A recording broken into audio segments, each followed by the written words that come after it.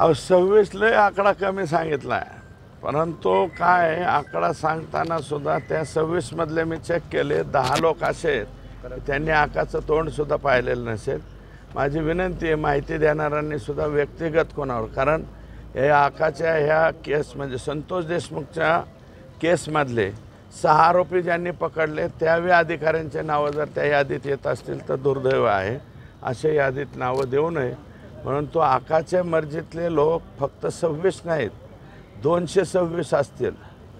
ते सगळ्यांची यादी आम्ही कलेक्ट करतो आहे आणि राज्याच्या गृहमंत्र्यांना देऊन हे असं जे पोलीस दल आहे हे बीड जिल्ह्यामध्ये ठेवण्यात येऊ नये, बीड जिल्ह्याच्या बाहेर हे टाकावं. कारण ते आकांच्या दिमतीला कोण माणसं पाठवायचं, पाय छापायला कोणी पाठवायचं अशा पद्धतीचं सुद्धा तयाऱ्या करतायत. आणि करुणा मुंडेंच्या गाडीमध्ये पिस्तूल ठेवताना दिसलेले जे लोक आहेत त्यांचे नावं मी ऑलरेडी घेतलेले आहेत, परंतु साडी नेसलेली व्यक्ती मी एका पोलीस अधिकारी म्हणलं होतं, तर तो पोलीस कर्मचारी नाही आहे, देशमुख नावाचा कोणीतरी व्यक्ती आहे.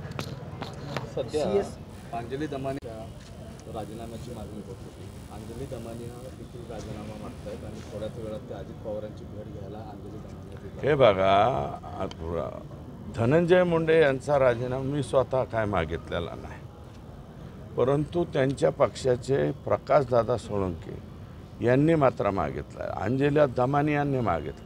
आणि जे विविध ठिकाणी मोर्चे निघत आहेत त्या मोर्चामध्ये सुद्धा राजीनाम्याच्या डिमांड येत आहेत, परंतु मी स्वतः अजून त्या निष्कर्षापर्यंत गेलो नाही.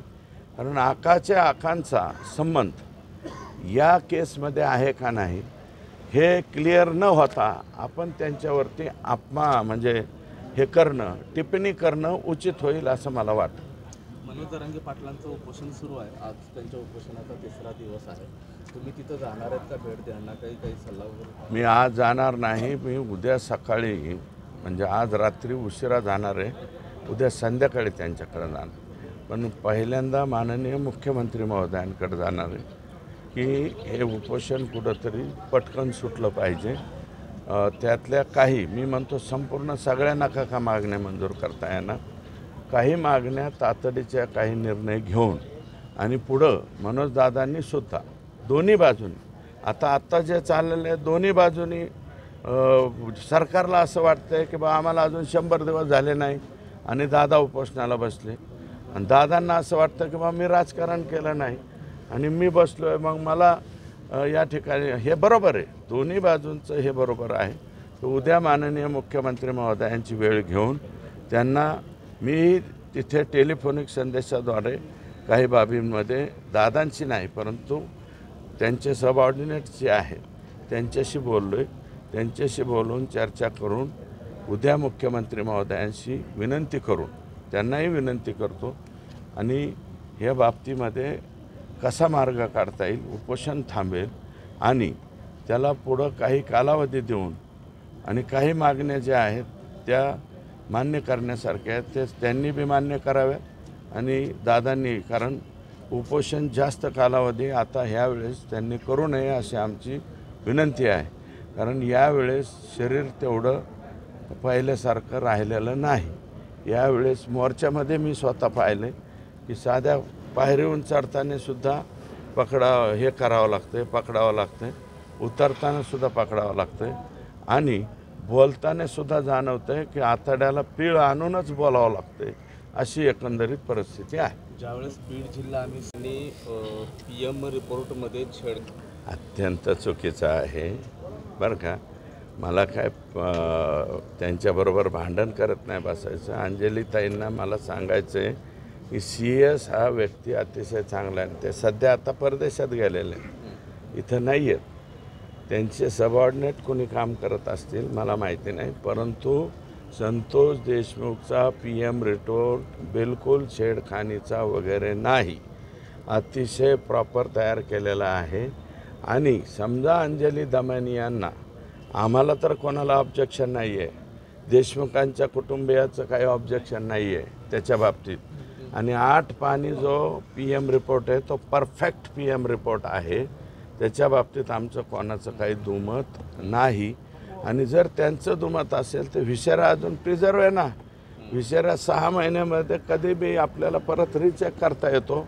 त्यामुळं माझं मत आहे की त्यांचं हॉटेल हे बघा असंच होतं आहे. कोणाला तरी त्यांच्याबद्दल जिलोशी असली की त्यांनी कागद गोळा करायचे, त्यांचा कुठेतरी फोटो काढायचा. आता सरकारी डॉक्टरचा दवाखाना आहे, कोणत्या सरकारी डॉक्टरचा दवाखाना नाही मला सांगा ना.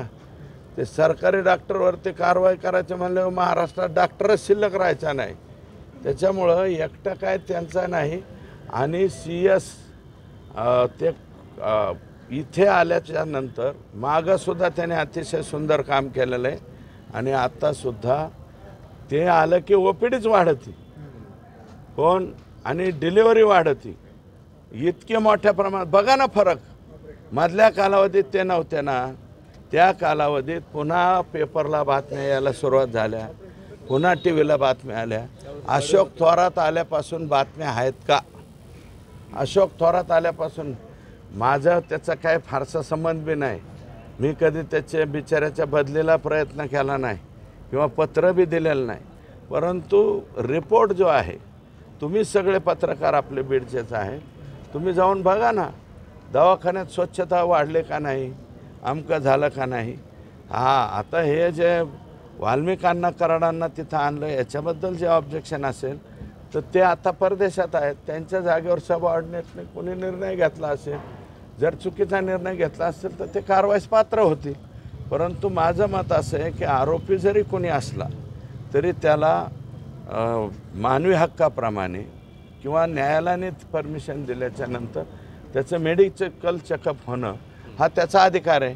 आणि आत्ता मला वाटतं रिपोर्ट सगळे नील आले, जेलमध्ये घाला. या संपूर्ण